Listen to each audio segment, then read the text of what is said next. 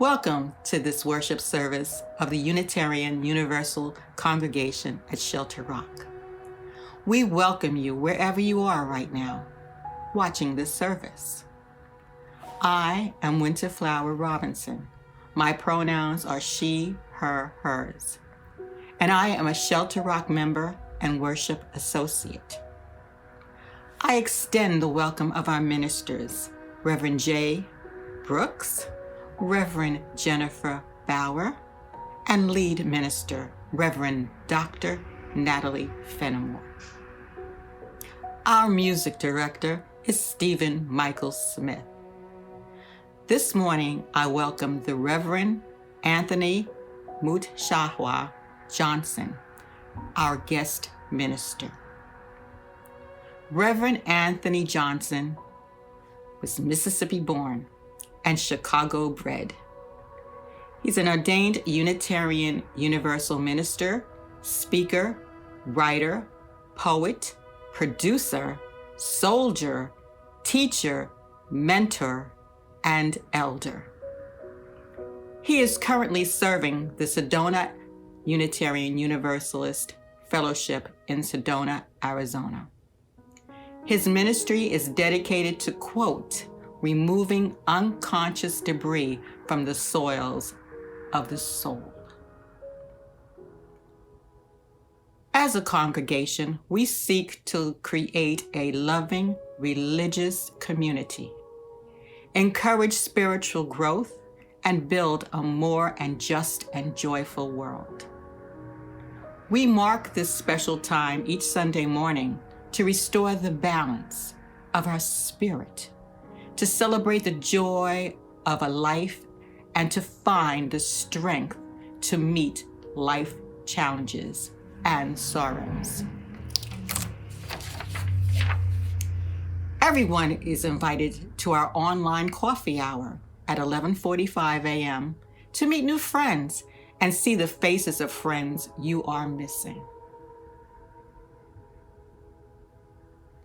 Let us take a moment to ground ourselves in time and place, hearing the music as a core to quiet the noise and static of our daily lives and allow the spirit to emerge.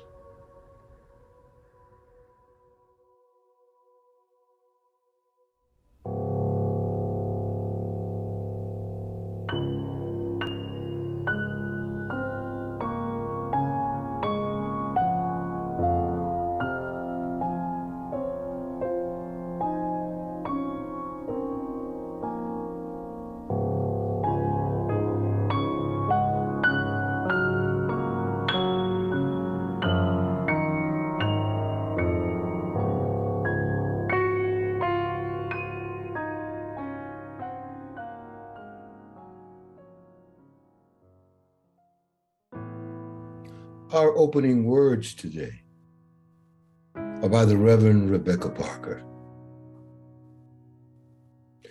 In the midst of a world marked by tragedy and beauty, there must be those who bear witness against unnecessary destruction and who, with faith, rise and lead in freedom with grace and power.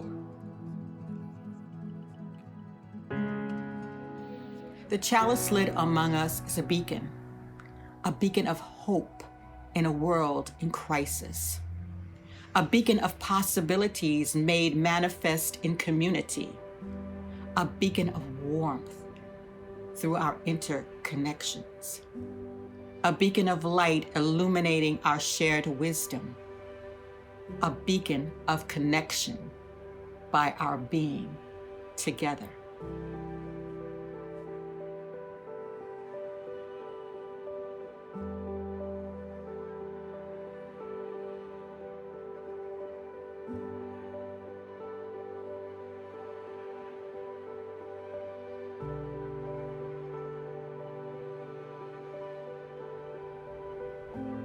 The congregation's word of affirmation expressed the purpose and intent of our gathering and religious community. If you are in accord with the words that appear on the screen, please speak them along with me. Love is the doctrine of this congregation.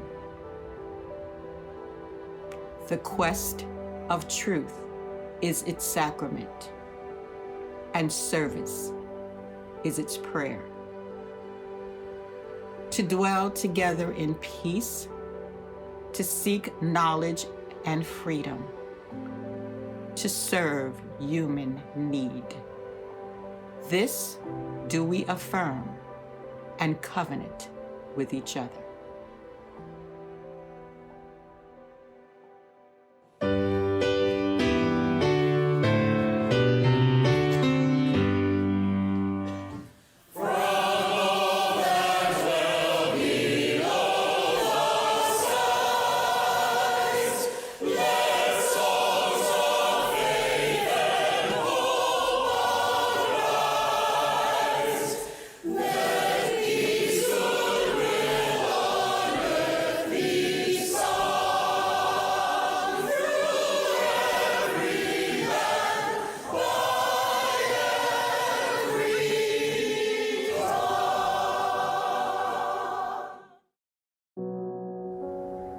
To serve human need. Each Sunday, we take a special collection to support a group that helps others in our local communities. During this holiday season, we've been continuing our special collection to support the North Shore Soup Kitchen and the AIDS Center of Queens County. Your donations have provided needy families with meals for Thanksgiving and Christmas. An additional donation this final Sunday of the year will support these essential organizations. Please donate online through our website, by sending a text, or through PayPal.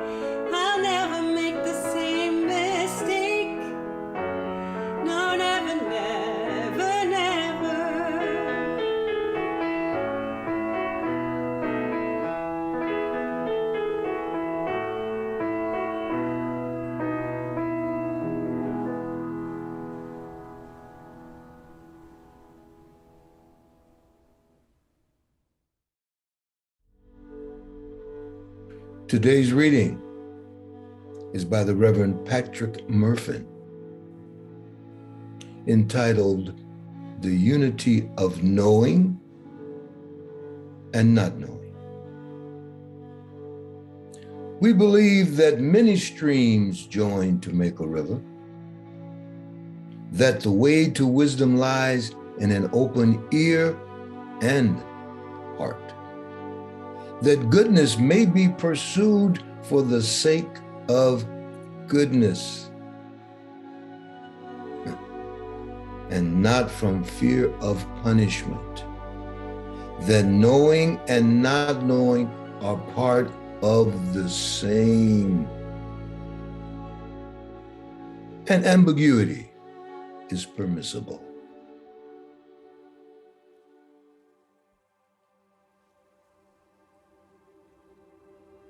Greetings and blessings, everyone. I welcome you in the name of the ancestors upon whose shoulders I stand, and I welcome you in the name of all that is holy and sacred for you. I am the Reverend Anthony Umtuaswa Johnson, and it is indeed such a pleasure and an honor to be able to share this space with you. The words come from the UU Church of Dublin, or the Unitarian Church of Dublin, I should say, that resonate with me so well. And they say,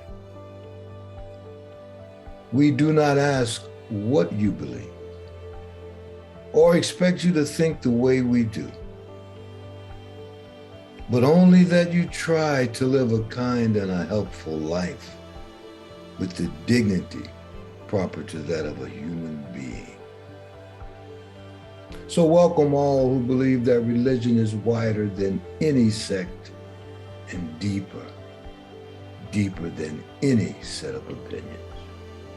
Welcome all who might find in our friendship strength and encouragement for daily living.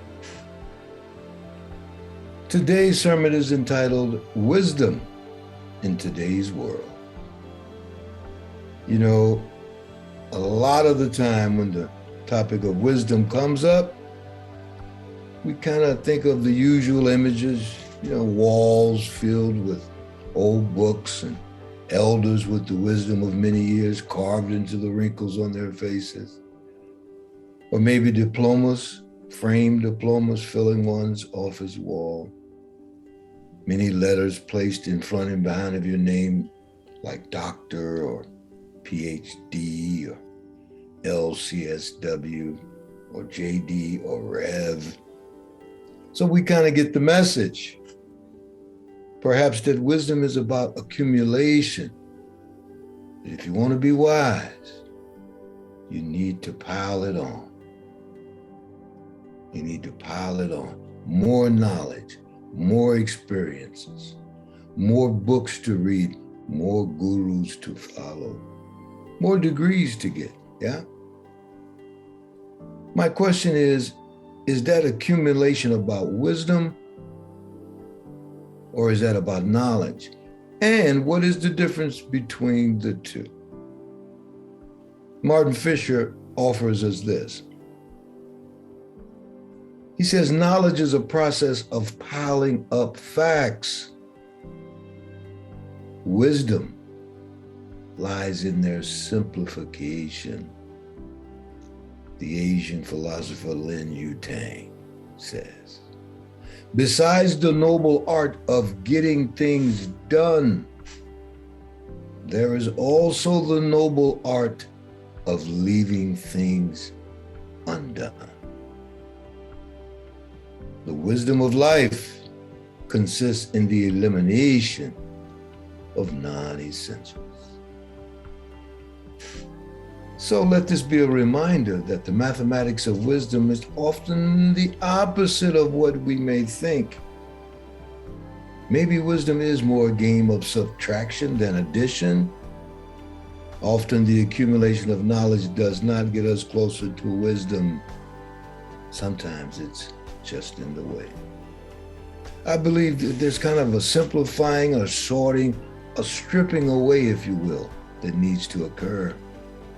I believe it to be about unknowing as much as knowing. Think about it. You know how you and I and all of us get so tangled up in cultural messages about success and about money and degrees. You know, the SATs or the IQ tests. We kind of get mixed up. We mix up status rather than the pursuit of truth. Or the way some religions or political parties or even science claim to have all the answers. Maybe this is why the great Sufi poet Hafez wrote, he says, the beloved sometimes wants to do us a great favor, wants to hold us upside down and just shake us. Hold us upside down and just shake all the nonsense out. So maybe with all the nonsense shaken out and stripped away, maybe what we notice most is not so much the pearls of wisdom themselves, but the sources of wisdom that we may have forgotten. You see, when reason and logic hog the spotlight, the wisdom of the body rarely enters the room. When week-long retreats with the latest or newest guru define our paths to wisdom, we stop asking what our failures and mistakes are trying to teach us. Sometimes when experts sit in the center, the wisdom of those on the margins is lost. We have so many untapped resources and sources, so much wisdom waiting to be known. Makes one think that maybe the world wisest question we may ask ourselves, where have I not looked before? One answer, one place that I believe in and call upon and offer for your consideration and reflection. In fact, I wrote a poem about it. It's called Ancestor Logic. Ancestor logic is not logical. Ancestor logic is not biological. Ancestor logic is not psychological. Ancestor logic is not logical at all. Ancestor logic is not concerned about the person, neither the son of Per nor the daughter of Her. Ancestor logic is before the self. Ancestor logic puts ego on the shelf. Bringing us here from kingdoms come, ancestor logic. That's where we all come from. Yes, it may have started with the sway of a hip or the wink of an eye, the magic of a smile, or maybe the sound of a sweet sigh. Attraction, then acceptance, a hug, a kiss, and a natural body click. About 9 months later, she gets a belly kick. Ancestor logic is not logical. What's logical about the sway of a hip or the wink of an eye, the magic of a smile or the sound of a sigh? Ancestor logic, it is the knowledge antiseptic. Wisdom life is non-toxic. True wisdom is ancestor logic. So I offer that wisdom, my friends, is a gift that we pass on to each other like a precious jewel. None of us wants others to make the same mistakes we did, right? So we generously share our advice. It's not just something we collect to uplift ourselves alone. In other words, wisdom can connect us. It's something we pass on, call upon it together to make it through together. Or put it another way, wisdom and kindness are more closely related or linked than we might think or acknowledge. When was the last time you were wise enough to use what I like to call and referred to as the three most powerful words in the English language. I don't know. I don't know. Sandra Carey reminds us, never ever mistake knowledge for wisdom. Yes, knowledge helps you make a living.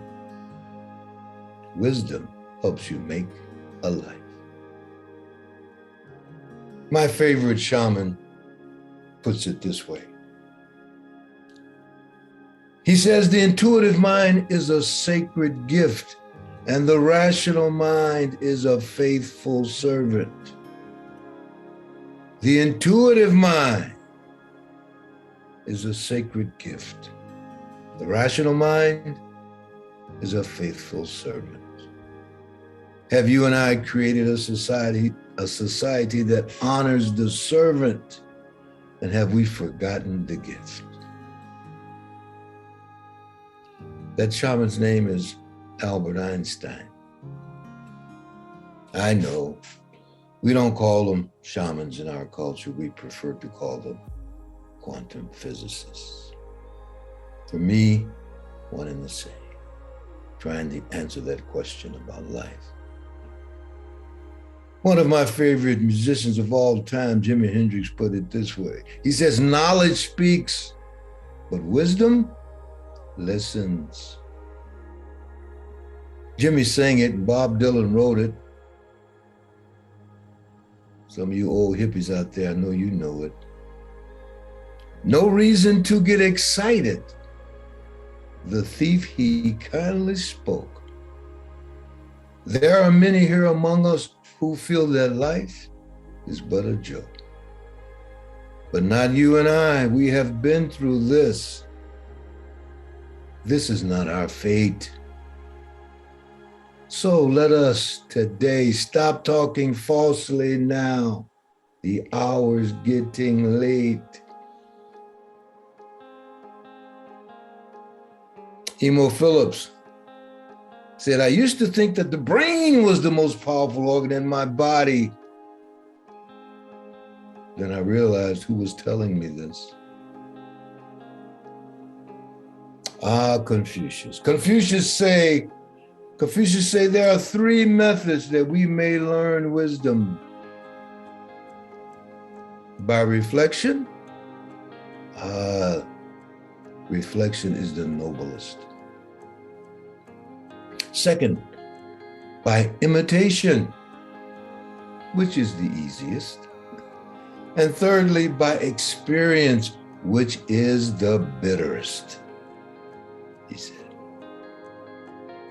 How about some words from a wise UU minister, the Reverend William Ellery Channing, arguably the most revered UU preacher of his day or any day. Channing said, there are seasons in human affairs of inward and outward revolution,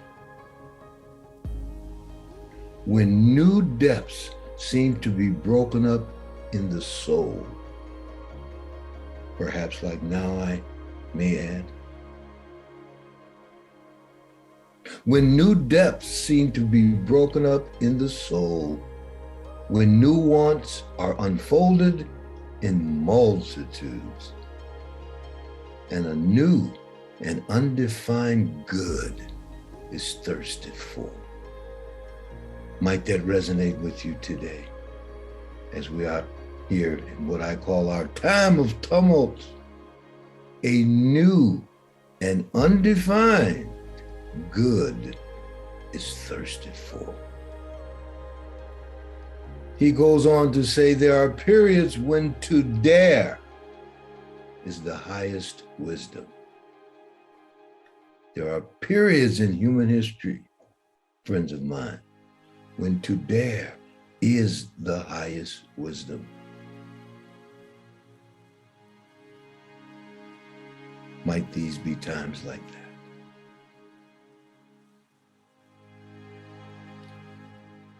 In closing, let me say what I believe our wisest teachers are the ones who show us, who show you and I, those who teach us how to use our hearts,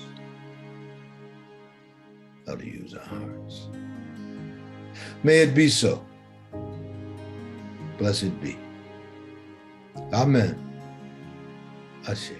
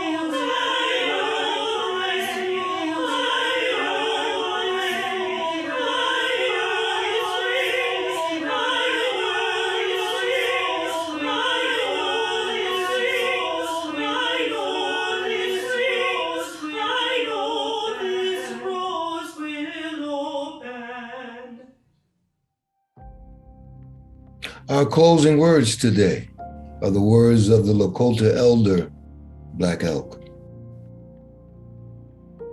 Black Elk says, the first piece, which is the most important, is that which comes within the souls of people.